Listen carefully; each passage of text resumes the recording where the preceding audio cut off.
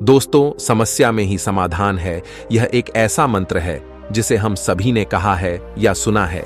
लेकिन क्या यह सच है? बहुत से लोग समस्याओं के सामने खड़े होकर बस इंतजार करते रहते हैं, आशा करते हैं कि समस्याएं अपने आप हल हो जाएंगी। यह एक सामान्य सोच है कि समस्या से बचने का सबसे अच्छा तरीका है कि हम इंतजार करें और उम्मीद करें कि समस्या खुद ही ठीक हो जाएगी। लेकिन क्या यह सच है? क्या वाकई मुश्किलों का सामना करना और उनसे निपटना इतना आसान है? इस वीडियो में हम बात करेंगे कि समस्याओं के सामने खड़े होकर इंतजार करना सबसे अच्छा विकल्प नहीं है। हम आपको सिखाएंगे कि समस्याओं का सामना करना उन्हें हल करने का सही और प्रभावी तरीका है। इस वीडियो के माध्यम से हम सीखेंगे कि हमारी मेहनत, समर्पण और सही दिशा में कदम बढ़ाने से ही समस्याएं हल हो सकती हैं। तो इस वीडियो को अंत तक देखें और सीखें कि समस्याओं का सामना करना और उन्हें हल करना ही सच्चा समाधान है। तो चलिए शुरू करते हैं। दोस्तों, बहुत समय पहले की बात है। एक राज्य का राजा बहुत चिंतित था क्योंकि उसकी पत्नी का जन्मदिन नजदीक आ रहा था। यूं तो कहने को वह राजा था, लेकिन फिर भी उनके वैवाहिक जीवन में हजारों प्रकार की समस्याएं थीं। परंतु राजा जन्मदिन पर अपनी पत्नी को एक ऐसा उपहार देना चाहता था कि जिससे उनके जीवन में जो दुख है वह कम से कम उस दिन के लिए दूर चला जाए। वह अपनी पत्नी को खुश करना चाहता था, किंतु आपने देखा होगा कि यह कार्य बहुत ही मुश्किल है, क्योंकि हम आज तक किसी को खुश नहीं कर पाए। हम चाहे लाख कोशिशें ही क्यों ना कर लें, लेकिन हम कभी किसी को खुश नहीं कर पाते, क्योंकि यह खुशी हमारे पास नहीं है और ना ही सामने वाले के पास है। जो हमारे पास है ही नहीं, वह हम किसी और को कैसे दे सकते हैं? अर्थात अगर आपको किसी दूसरे को खुशी देनी है तो सबसे पहले आपको खुश होना होगा, आपको खुश महसूस करना होगा। अर्थात वह खुशी आपके पास होनी चाहिए, तभी तो आप किसी और को खुश रख सकते हैं। एक दिन राजा ने सभी दरबारियों को दरबार में उपस्थित होने का आदेश दिया और साथ ही सभी मंत्रीगण भी वहां पर उपस्थित थे। तभी राजा ने सभी से सुझाव मांगा कि आखिर वह किस प्रकार अपनी पत्नी को जन्मदिन पर खुश कर सकता है। आखिर वह उन्हें कैसा उपहार दे जिस कारण राजा की पत्नी खुश हो सके। वहां पर उपस्थित सभी लोग अपने मन की बातें राजा से बताते हैं, परंतु राजा को वहां पर उपस्थित किसी भी व्यक्ति का कोई सुझाव पसंद ही नहीं आया। एक दिन संध्या के वक्त राजा अपने रथ से कहीं जा रहा था। तभी रास्ते में उसने एक बहुत ही सुंदर मूर्ति देखी। वह मूर्ति बहुत ही सुंदर और आकर्षक थी। उसे देखकर ऐसा प्रतीत होता था मानो उस मूर्ति में जान हो। उस मूर्ति को देखकर राजा बहुत प्रसन्न हुआ और वह तुरंत ही मूर्तिकार के पास पहुंचा और राजा उस मूर्तिकार से कहता है, तुम तो बहुत बड़े कलाकार हो, तुम्हारी मूर्तियों में चांद नजर आता है। ऐसा प्रतीत होता है कि तुम्हारी मूर्तियां जीवित हैं। हम तुम्हारी इन मूर्तियों को देखकर बहुत प्रसन्न हैं। हम चाहते हैं कि तुम्हारी सारी मूर्तियां हमारे दरबार में शामिल हों। यह सुनकर वह मूर्तिकार बहुत प्रसन्न हुआ, जैसे उसे कोई खजाना मिल गया हो। लेकिन तभी राजा ने उस मूर्तिकार से एक और बात कही, देखो, मैं चाहता हूं कि तुम मेरे दरबार में शामिल हो जाओ, किंतु उससे पहले तुम्हें हमारे लिए हमारी रानी की ऐसी मूर्ति बनानी होगी जिसे देखकर वह खुश हो जाए और अपने सारे दुख दर्द भूल जाए। और यदि तुम ऐसा ना कर सके तो मैं तुम्हारा सर धड़ से अलग कर दूंगा। राजा के मुख से यह सुनकर मूर्तिकार घबरा गया, उसके पसीने छूट गए।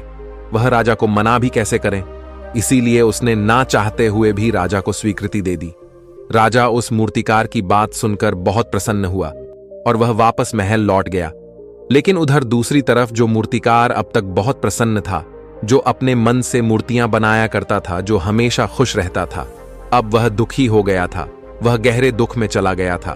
वह डर के कारण रानी की मूर्तियां बनाना शुरू करता है, परंतु जो भी मूर्ति बनाता था उस मूर्ति को देखकर ऐसा प्रतीत होता था मानो वह मूर्ति बहुत दुखी है, उसे किसी प्रकार का कोई दुख है। एक के बाद एक उसने कई सारी मूर्तियां बना डाली, परंतु कोई भी मूर्ति ऐसी नहीं थी जिसे देखकर कोई भी खुश हो सके, जिसे देखकर यह प्रतीत हो कि मानो उस मूर्ति में जान है और वह मूर्ति देखकर कोई भी अपना दुख भूल जाए। और यह इस कारण हो रहा था क्योंकि मूर्तिकार भीतर से बहुत दुखी था, जो उसकी मूर्तियों के रूप में साफ और स्पष्ट नजर आ रहा था। राजा ने उस मूर्तिकार को 1 सप्ताह का समय दिया था, किंतु 4 दिन तो उसने यूं ही व्यर्थ कर दिए। अब उसके पास केवल 3 दिन का ही समय बचा था, जिसके बारे में सोच सोचकर उस मूर्तिकार का गला सूखा जा रहा था। डर के कारण अब उसके हाथ पैर भी काम करना बंद कर चुके थे। उसके हाथ से हथौड़ी और छीनी तक नहीं चल रही थी और उसे अपना भविष्य नजर आ रहा था। उसे नजर आ रहा था कि राजा उसे मृत्यु दंड दे रहा है। उसके बाद उसके परिवार का क्या होगा, उसके परिवार को कौन संभालेगा। यह सोच सोचकर उस मूर्तिकार का मन बैठा जा रहा था। तभी उसने एक योजना बनाई। वह अपने परिवार को साथ लेकर रात ही में गांव छोड़कर चला जाएगा। यह सोचकर वह तुरंत घर लौटा। उसने सारा सामान बांधा, अपनी पत्नी और अपने बच्चों को भी तैयार किया। वह जैसे ही घर से निकलने वाला था कि तभी उसने देखा कि राजा के सिपाही वहां पर तैनात है। यह देखकर वह मूर्तिकार और भी घबरा गया। वह समझ नहीं पा रहा था कि क्या करें। यदि वह यहां से भागने की कोशिश करता है और पकड़ा जाता है तो राजा उसके साथ साथ उसके परिवार को भी मृत्यु दंड दे देंगे। वह कुछ समझ नहीं पा रहा था। तभी वह जमीन पर बैठ गया और रोने लगा और अपनी पत्नी से कहता है, अब से तुम्हें बच्चों का ख्याल रखना होगा। मेरा और तुम्हारा साथ यहीं तक था, क्योंकि राजा ने जिस प्रकार की मूर्ति का मुझे आदेश दिया है मैं उस प्रकार की मूर्ति नहीं बना पा रहा, जिस कारण राजा मुझे मृत्यु दंड दे देंगे। वह मेरा सर धड़ से अलग कर देंगे और उसके बाद तो तुम्हें ही बच्चों का ख्याल रखना होगा। इतना कहकर वह जोर जोर से फूट फूट कर रोने लगा। देखते ही देखते रात बीत गई और अगले दिन सुबह सुबह उस मूर्तिकार के दरवाजे पर एक गुरु भिक्षा मांगने आए। मूर्तिकार ने उन्हें भिक्षा लाकर दी तो मूर्तिकार बहुत परेशान लग रहा था, जिसे देखकर गुरुवर उस मूर्तिकार से कहते हैं, बेटा, हमारे जीवन में दुख और सुख तो आते ही रहते हैं। हमारे जीवन में दुख और समस्याएं तो होती ही हैं, किंतु इन सभी दुख और समस्याओं का समाधान और निवारण भी होता है, परंतु हम केवल दुख और समस्याएं ही देखते हैं। उन दुख और समस्याओं के छिपे निवारण और समाधान को हम कभी नहीं देख पाते। यदि तुम ध्यान से देखोगे तो हर समस्या का समाधान है और हर दुख का निवारण भी है। मैं यह अच्छी तरह जानता हूं कि तुम यहां से अपनी पत्नी और बच्चों को लेकर भाग जाना चाहते थे, किंतु ऐसा हो नहीं सका। उस मूर्तिकार ने जब गुरु के मुख से यह बातें सुनी तो वह उनके चरणों में जा गिरा और हाथ जोड़कर उन गुरुवर से कहता है, हे गुरुवर, आप ही बताइए मैं क्या करूं। राजा ने मुझे मूर्ति बनाने का आदेश दिया है, किंतु मैं चाहकर भी मूर्ति नहीं बना पा रहा, और यदि मैंने मूर्ति नहीं बनाई तो राजा मुझे मृत्यु दंड दे देंगे, और उसके बाद मेरे परिवार का क्या होगा, उनका ख्याल कौन रखेगा। तभी गुरुवर उस मूर्तिकार से कहते हैं, बेटा, आंख बंद कर लेने से कुछ नहीं होने वाला, क्योंकि दुख और समस्याएं तो वहीं की वहीं खड़ी रहती हैं। ध्यान देने और कर्म करने से सब कुछ बदल जाता है। यदि तुम केवल आंखें बंद करके यह सोचोगे कि तुम्हारी समस्याएं चली जाएंगी तो ऐसा कभी नहीं होगा। इतना कहकर उन गुरुवर ने उस मूर्तिकार के कानों में कुछ कहा और उसके बाद वह वहां से चले गए। उन गुरु के वहां से चले ले जाने के बाद वह मूर्तिकार महल गया, जिसे देखकर राजा उस मूर्तिकार से कहता है, लगता है तुमने समय से पहले ही एक अद्भुत मूर्ति तैयार कर ली है। बताओ वह मूर्ति कहां है, मैं भी उसे देखना चाहता हूं। इस पर मूर्तिकार जवाब देते हुए कहता है, महाराज, अभी तक मैंने मूर्ति तैयार नहीं की है, परंतु आपके दिए हुए समय पर मैं अवश्य ही वह अद्भुत मूर्ति तैयार कर लूंगा, लेकिन उससे पहले मेरा एक बार महारानी से मिलना बहुत आवश्यक है, अन्यथा वह अद्भुत मूर्ति तैयार नहीं हो पाएगी। राजा ने उस मूर्तिकार की सारी बातें ध्यानपूर्वक सुनी और उसके बाद राजा ने मूर्तिकार को महारानी से मिलवाया। मूर्तिकार महारानी से मिलने के बाद महारानी से प्रश्न करते हुए कहता है, महारानी जी, किसी भी औरत के जीवन का सबसे बड़ा दुख क्या हो सकता है। इस पर महारानी जवाब देते हुए उस मूर्तिकार से कहती हैं, किसी औरत का मानव बन पाना उसका सबसे बड़ा दुख है। तभी वह मूर्तिकार महारानी से एक और प्रश्न करते हुए कहता है, महारानी जी, किसी औरत के जीवन का सबसे बड़ा सुख क्या है। महारानी उस मूर्तिकार के इस प्रश्न का जवाब देते हुए कहती हैं, किसी भी औरत के जीवन का सबसे बड़ा सुख उसके पति और उसके बच्चों का उसके पास होना है। महारानी के मुख से अपने प्रश्नों का जवाब जानकर मूर्तिकार बहुत प्रसन्न हुआ और उनसे आज्ञा लेकर वह वापस अपने घर लौट आया और अब से वह दिन रात उस मूर्ति पर काम करने लगा। देखते ही देखते पूरे 3 दिन पूरे हो गए। आखिरकार रानी के जन्म दिवस वाले दिन वह मूर्तिकार उस मूर्ति को लेकर राजमहल पहुंचता है। लेकिन अब राजा के मन में यह बेचैनी थी कि पता नहीं उस मूर्तिकार ने आखिर कैसी मूर्ति बनाई होगी, पता नहीं वह मूर्ति महारानी को पसंद आएगी भी या नहीं। इस प्रकार के कई प्रश्न राजा के मन में चल रहे थे। राजा के मन की बेचैनी लगातार बढ़ती ही जा रही थी, लेकिन उधर दूसरी तरफ राजा को उस मूर्तिकार पर पूर्ण विश्वास भी था, क्योंकि राजा ने पहले ही उस मूर्तिकार के हाथों की कला देखी हुई थी। इसलिए एक तरफ उनके मन में यह भी विचार चल रहे थे कि उस मूर्तिकार ने जरूर ही अद्भुत मूर्ति बनाई होगी। वह मूर्ति सफेद कपड़ों से ढकी हुई थी। तभी राजा ने उस मूर्ति की ओर इशारा करते हुए रानी से कहा, यह आपका जन्म दिवस का तोहफा है, इसे कबूल करें। उसके बाद रानी ने अपने हाथों से उस मूर्ति से वह कपड़ा हटाया और उस मूर्ति को देखते ही रानी की आंखों से आंसू बहने लगे। और यह देखकर राजा को ऐसा प्रतीत हुआ कि मानो रानी को यह मूर्ति पसंद नहीं है।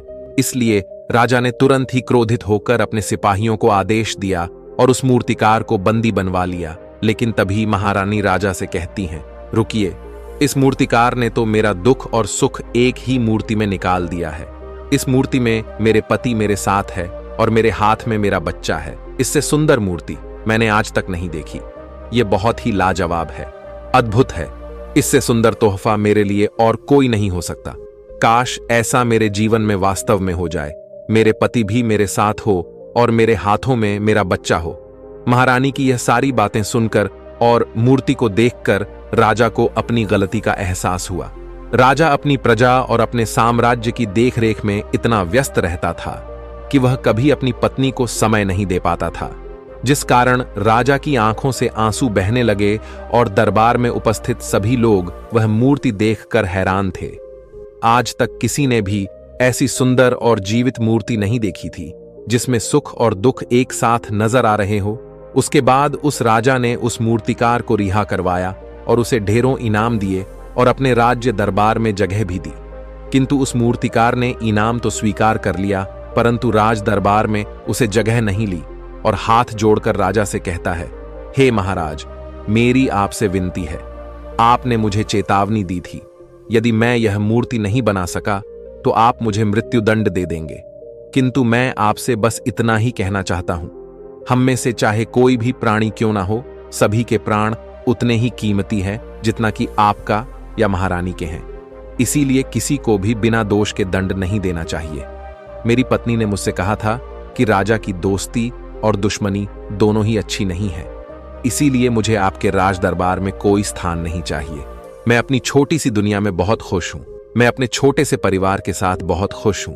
मैं आज तक जो करता आया हूं मुझे वह पसंद है और मैं अपने पूरे जीवन काल वही करना चाहता हूं। मैं जैसा हूं, जिस हाल में हूं, मुझे बहुत प्रसन्नता है कि मैं आज इतना खुशहाल इंसान हूं। अब मुझे आज्ञा दीजिए। इतना कहकर वह मूर्तिकार वहां से चला गया। दोस्तों, इसी प्रकार हमारे जीवन में भी बहुत बड़े बड़े संकट और दुख आते जाते हैं, किंतु वास्तव में तो यह दुख और संकट हमें कुछ सिखाने के लिए आते हैं। किंतु हम तो केवल उन दुख और समस्याओं को ही देखते रह जाते हैं। हम उनका निवारण खोजने का तनिक भी प्रयास नहीं करते, और जब हम दुख के समय क्रोध करते हैं तो हम वास्तविकता में अपना ही नुकसान कर लेते हैं।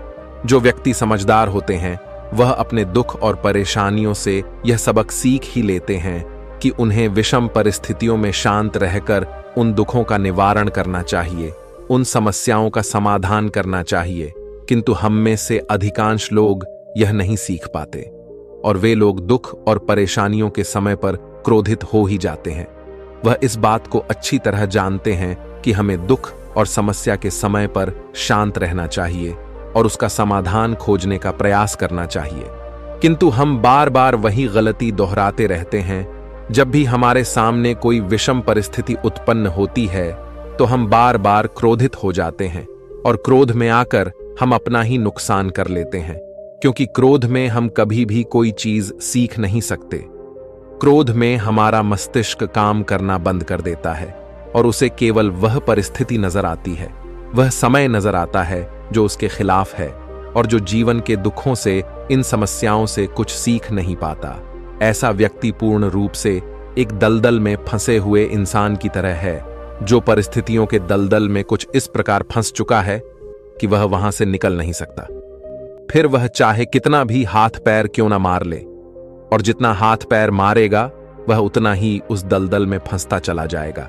जबकि आपको हाथ पैर ना मारकर बल्कि शांत रहकर अपने मस्तिष्क का प्रयोग करना चाहिए और यह सोचना चाहिए कि इस दुख, इस समस्या और इस विषम परिस्थिति का समाधान क्या हो सकता है। किंतु आप तो अपने आप को पहले से ही दलदल में डाल चुके हैं और ऐसी स्थिति में आप बाहर निकलने के बारे में ना सोचकर लगातार और हाथ पैर मारकर आप अपने आप को उस दलदल में और भी नीचे डुबा जा रहे, तो ऐसी परिस्थिति में आप भला उस समस्या, उस परिस्थिति का सामना कैसे करेंगे, वहां से बाहर कैसे निकलेंगे। और वहीं पर जो व्यक्ति थोड़े भी जागृत है, जो दुख और समस्याओं का निवारण और समाधान खोजने में वास्तव में अपना समय लगाते हैं, वह यह जानते हैं कि निवारण और समाधान एक हीरे की तरह है। वह हीरे की खान की तरह है। जिस प्रकार एक हीरे को ढूंढा जाता है, फिर उसे तराशा जाता है, जिसके बाद उस हीरे की कीमत बहुमूल्य हो जाती है। ठीक वैसे ही दुख और समस्या में समाधान और निवारण खोजने की आवश्यकता होती है और वह हमें खोजने भी चाहिए। और जब आपको मिल जाते हैं, तब आपको एक ऐसी संपदा मिलती है, एक ऐसी समझ, एक ऐसा विश्वास, एक ऐसी शक्ति मिलती है कि उसके बाद आपके सामने जब भी कोई समस्या या कोई परेशानी आती है, तो आप अकेले नहीं होते, बल्कि आप यह समझ जाते हैं कि वह विषम परिस्थिति आपको कुछ सिखाने आई है और आप उसका डटकर सामना करते हैं। उसे वह सारी चीजें सीखते हैं जो वह आपको सिखाना चाहती है और उसके बाद आप और भी मजबूत होते चले जाते हैं। आपका विश्वास और भी बढ़ता चला जाता है। आप और भी शक्तिमान और बलवान होते चले जाते हैं। इसीलिए महात्मा बुद्ध कहते हैं कि यदि दुख है तो उसका निवारण भी है, यदि समस्या है तो उसका समाधान भी है। इसीलिए केवल दुख में उलझे मत रहिए, बल्कि उस दुख का निवारण कीजिए। और यही आपको करना चाहिए।